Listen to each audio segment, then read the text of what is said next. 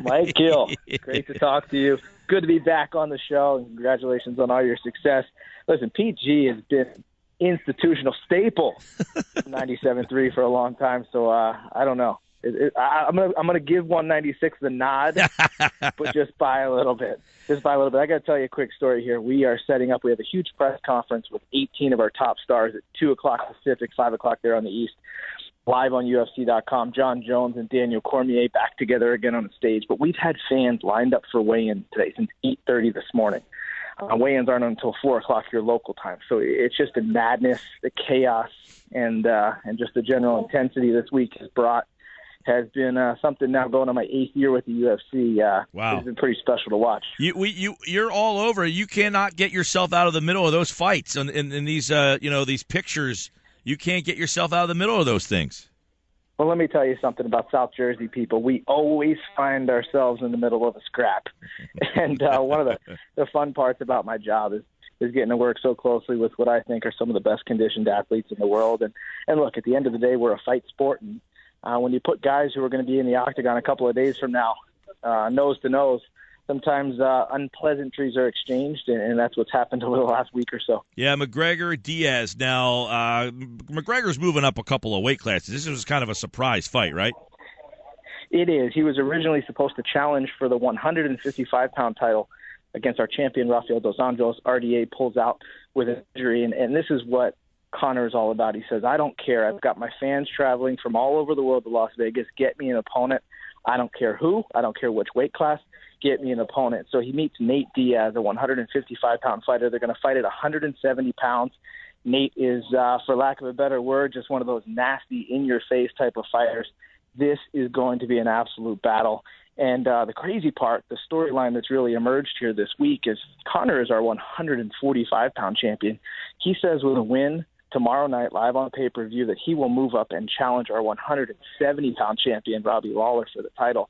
And why that's so unheard of is that's 2 full weight classes. You just don't see that in our sport. You see it sometimes in boxing, but the divisions are closer together. Going from 145 to 170 is just unheard of. Yeah, Dave Showler's with us, UFC 196 on pay-per-view, Conor McGregor. Anytime he fights now, it turns into like a Republican debate up there. It's a circus a lot of times. What has made him, what kind of guy is he? Is this his show? Is that who he is?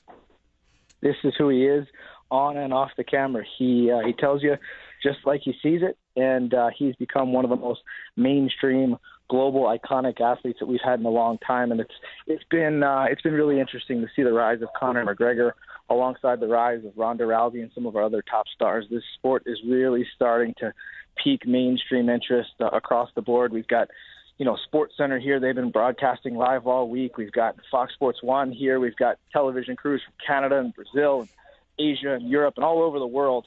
This is a global event tomorrow night live on pay-per-view. And, that's on top of, Mike, the co-main event, which is Holly Holm, our bantamweight champion, the woman who dethroned Ronda Rousey, taking on Miesha Tate. So it's a huge weekend. Oh, believe me, I plan on getting to that in a second, but I want to get a little bit more because Nate Diaz, kind of a bad boy, but he's I say face like I'm talking to a WWE guy. He's a popular guy. He's a fan favorite. Diaz is. So you got 2 guys that are pretty popular here, but it seems like there's a lot of bad blood. But Nate Diaz is a very popular figure as well, which makes this very interesting. For sure, he has a cult following. He and his brother Nick have been around this sport for 10+ years. And the one thing Mike, when you get Nate or Nick in the octagon, is they're going to bring it. You don't ever have to worry about a Mayweather-type performance, and I mean that with all due respect to Floyd, but these guys aren't going to stand and dance, and what these guys are going to get in your face. They're going to make it a fight, and they're going to make it dirty and grimy. And when you talk about bad blood has always been an ingredient for sales in the fight game, but Nate doesn't like anybody he fights. That's the bottom line, because he takes this just like a fight. He looks across the octagon and says, that guy's trying to take what I have, or in this case, that guy has what I want. And that's what makes tomorrow so special. There's nothing manufactured here. This isn't false drama. These 2 guys, when the octagon door closes tomorrow night, are going to go for broke. And that's why I'm so fired up for tomorrow night. I agree. And let me ask you, because Dana White has said, and it's been kind of talked about that Ronda was the biggest star, and then she loses. Do you still feel that way, even with Holm and Miesha Tate going tomorrow night? Is the buzz around that fight as big as a fight as if Ronda was in that fight? Is the buzz as big? Probably not, but Mike, it's hard to gauge when you have someone like Conor in the headlining bout and all the. Has he become the new? Has he become the new biggest name, biggest draw?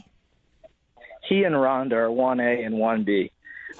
That's how big both are. But I'll tell you, and you know, Mike, we've been around the Philly sports scene for a long time, and I've just never seen an athlete lose in such a dramatic fashion as Ronda did, and still be such a mega star. I mean, the amount of media requests we field for her on a daily basis are unlike anything I've ever seen. Her return to the octagon, whether it's November, December, whatever month that is, it's going to be one of our biggest events of the year. And if it just so happens to be the rematch with Holly Holm, there's no doubt in anyone's mind here in Las Vegas that could be the biggest pay-per-view fight in the history of our sport. Dave Sholler is the Vice President of Public Relations for UFC. UFC 196 on pay-per-view is Saturday night. Now, Miesha Tate, I would say, is a better technical striker than Rousey. But in this situation, I think she's very susceptible to what Holm does very well, which is the power strikes here in this one.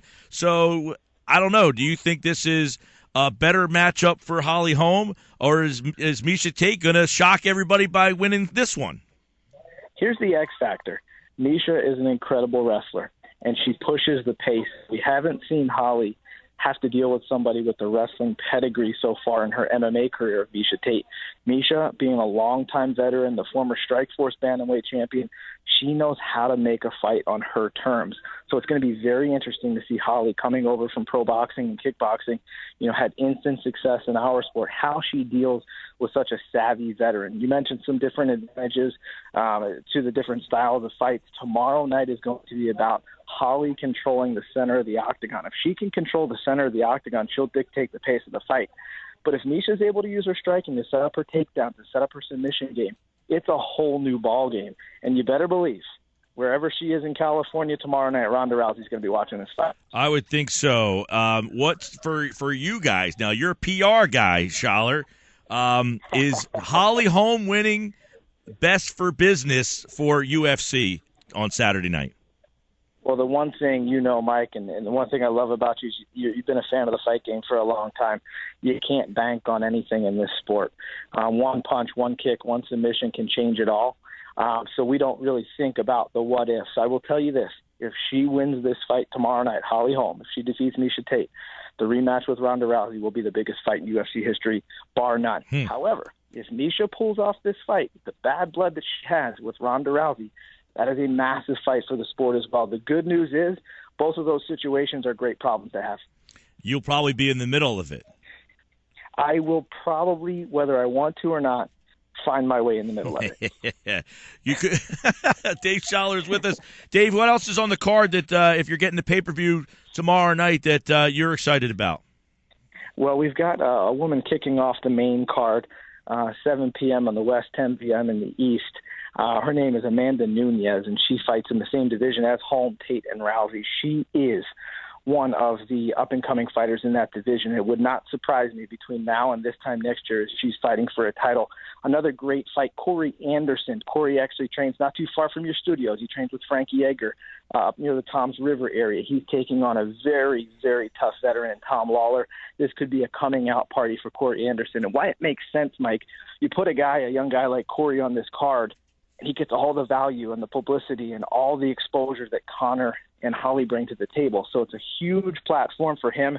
And also, if you're a subscriber to UFC Fight Pass, it's our over-the-top streaming service at UFCFightPass.com. We have Jim Miller, Jersey's own Jim Miller, taking on Diego Sanchez, one of the longest-reigning veterans in our sport. That's on UFC Fight Pass to kick off the night. UFC 196, Mike, it's going to deliver. I'm excited for it. I know some of the places in this area have made that commitment to show the fights and stuff like that, so I'm looking forward to that. McGregor and Diaz tomorrow night, UFC 196, and on the, I guess, co-main event there is Holm and Miesha Tate, which should be very entertaining as well. Dave Sholler is a local guy from Egg Harbor Township. He's now the Vice President of Public Relations for the UFC, and their card 196 is tomorrow night. Dave, don't shy away from John Salmons if he walks up to you down the street. I told him to come look for you and tell him I sent him. Hey, it's not even John Salmons. Now it's the real deal. Julia Okafor. I'm already working on my fight pitches for those guys. All right, my man. Well, hey, enjoy the fight. Keep yourself in the middle of everything. Thanks, Mike. Thanks as always for the support.